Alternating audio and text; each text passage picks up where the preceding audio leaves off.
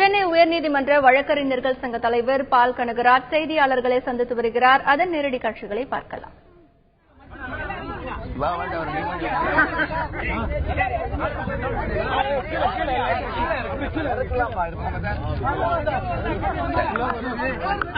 உயர்நீதிமன்றம் அறிமுகப்படுத்திய வழக்கறிஞர் சட்டத்தில் உள்ள அதிகாரத்தை பயன்படுத்தி புதிய சட்ட விதிமுறைகள் வழக்கறிஞர்களுக்கு எதிரானது, அடிப்படை தொழில் சுதந்திரத்துக்கு எதிரானது என்று தமிழகம் முழுவதும் உள்ள வழக்கறிஞர்களும் வழக்கறிஞர் சங்கங்களும் முடிவெடுத்து கடந்த 6/6/2016 அன்று நடந்த பேரணியின் தொடர்ச்சியாக இன்றைய தினம் தமிழ்நாட்டில் உள்ள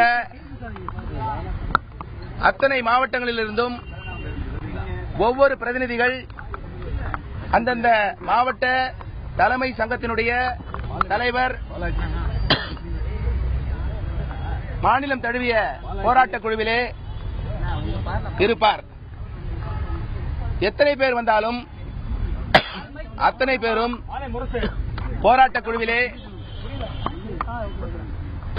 இணைந்து முதல் கூட்டம் வருகின்ற சனிக்கிழமை அன்று திருச்சியை மையமாக கொண்டு தமிழகம் முழுவதும் இருந்து வருகின்ற அந்த தலைவர்கள் எல்லாம் ஒன்று கூடுவதற்கு வசதியாக திருச்சியை தலைமையிடமாக கொண்டு இந்த மாநில குழு கூடும். அந்த கூட்டத்திலே இனி என்னென்ன நடவடிக்கைகள் இந்த புதிய சட்ட விதிமுறைகள் அறிமுகம் தொடர்பாக எடுக்கப்பட வேண்டும் என்று அந்த கூட்டத்திலே முடிவு செய்யும். மாண்புமிகு தலைமை நீதியரசர் அவர்களிடம் அந்த குழு அவரை சந்திப்பதற்கான அனுமதி கேட்கும்.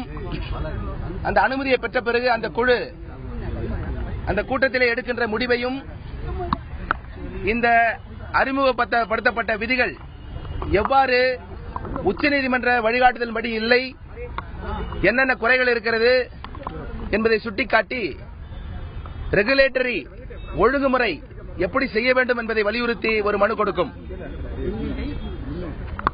இந்த வழக்கறிஞர்கள் தமிழகம் முழுவதும்